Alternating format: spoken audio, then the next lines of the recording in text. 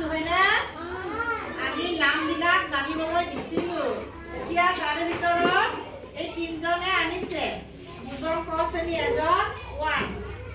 মই কৈছিলো ইয়াৰ নাম কি আছিল? সুৰুজক কৈছিলো যে তুমি 1 লিখিবা আৰু এটা গছৰ পাত দিবা। এনেকৈ গোটেইখিনি দেউতাখনৰ 10মিয়া পাতবোৰ হিচাপ কৰি কৰি আঠা মাৰিবা। দিছেনে নাই? চোৱাচোন, 1 এটা পাত, 2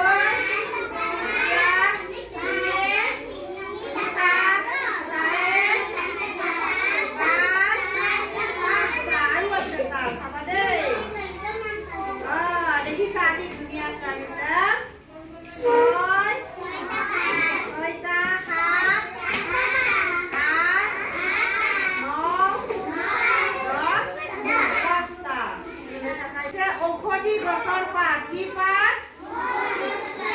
কি পাত? ঔষধি গছৰ পাত আনিছে।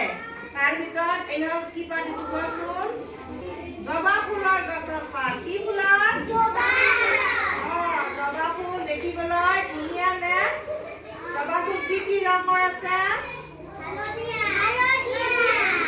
আমাৰ স্কুলত কেনেকুৱা ৰং আছে? ৰঙা আৰু এটা বগাও আছে, হয়নে নহয়? তাৰপিছত এইফালে আনিছে জেতুকাৰ পাত, মানিমুনিৰ পাত, পদিনাৰ পাত। এনেকৈ আমি গছৰ পাতবিলাক আনি একবাৰ বনাব পাৰো। তোমালোকে বনাব পাৰিবা? সকলোৱে বনাবচোন। নামবিলাক লিখি লিখি দিব পাৰিবা?